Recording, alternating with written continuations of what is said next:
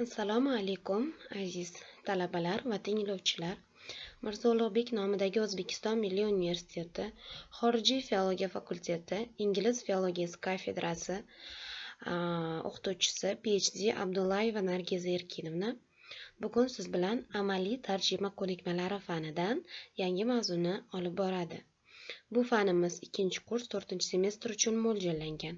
Bugungi mavzuyimiz Grammatical Skills in Practical Translation, ya'ni amaliy tarjimada grammatik tarjima ko'nikmalari.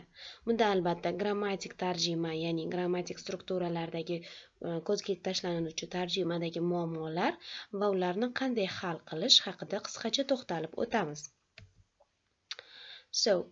Source language and target language texts differ formally due to a number of reasons of both objective and subjective character.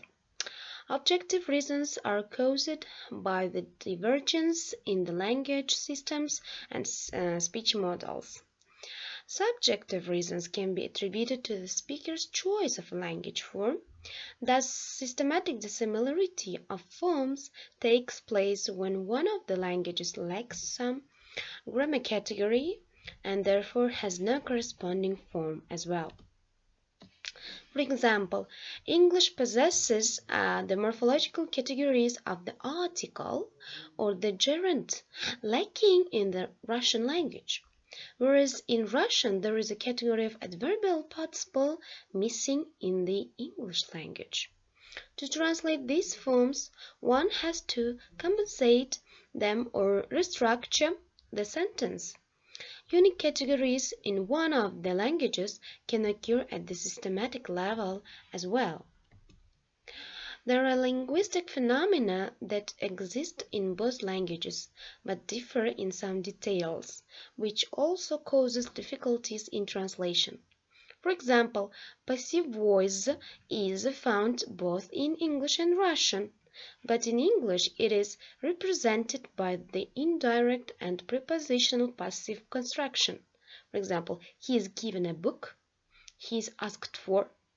But the Russian language has only the direct passive construction.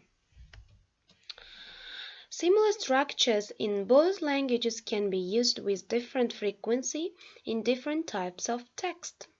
Violation of the frequency rate can lead to awkward language usage. For example, an English scientific text utilizes more simple sentences, whereas in Russian one can find an abundance of complex sentences, as we see in scientific articles or books in different subjects. Every student of English has been challenged by the difference between English and Russian tense and aspect categories. To begin with, in English there are 4 major aspect groups: simple, progressive, perfect, perfect progressive, showing how the action is performed multiplied by 4 time indicators: present, past, future, future in the past. In Russian, there are 3 time indicators called tenses, just present, past, future, and 2 aspects, perfective and imperfective. English and Russian forms are not parallel, though some regularities might be observed between them. English simple, it means indefinite, tenses denoting regular permanent actions correspond to the Russian imperfective aspect. So you may see the translational examples. When expressing an action as a single fact, a simple tense corresponds to the Russian perfective form. So the examples will be seen in your monitor. When a perfect tense expresses a multiple action that took place in the past and can happen in the future, the English verb corresponds to the Russian imperfective form. As well, you may see the examples in English and their translations in Russian. English perfect forms, when expressing a completed action, correspond to Russian perfective verbs. And to render the meaning of completion expressed by the perfect verb, a translator has to use the technique of compensation and extension by introducing adverbs implying completion. For example, уже, еще, and others, etc. Okay. So, as homework, you should translate this text. The text is called summer, and here we can find some sentences in passive voice or with articles and some other English categories which cannot be found in the Russian language. So pay attention to translate this text into Uzbek or Russian. And of course consider what kind of grammatical skills you should use here. Summer is the warmest of the four temperate seasons, which also include winter, spring, and autumn. It occurs between spring and autumn. It is known for the longest days and shortest nights.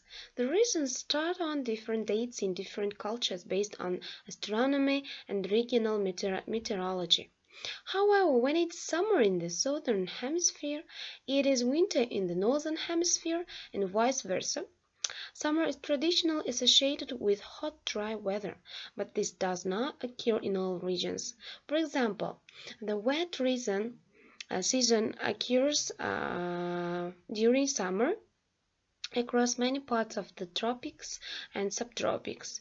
Tropical cyclones develop and roam the tropical and subtropical oceans during the summer. In the interior of continents, thunderstorms are most likely to produce hail during the afternoon and evening. Schools and universities have a summer break to take advantage of the warmer weather and longer days. People take advantage of the warmer temperatures by spending more time outdoors during the summer. Activities such as traveling to the beach and picnics occur during summer months. Sports such as cricket, volleyball, skateboarding, baseball, softball, soccer, tennis, water polo, and football are played. Water skiing is a uniquely summer sport which is done when waters approach the warmest of the year. So I think it will be very helpful to translate it into your mother language.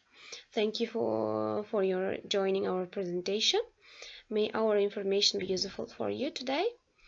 You may ask me if you have any kind of questions through this email, which can be seen on the screen. Thank you. Goodbye.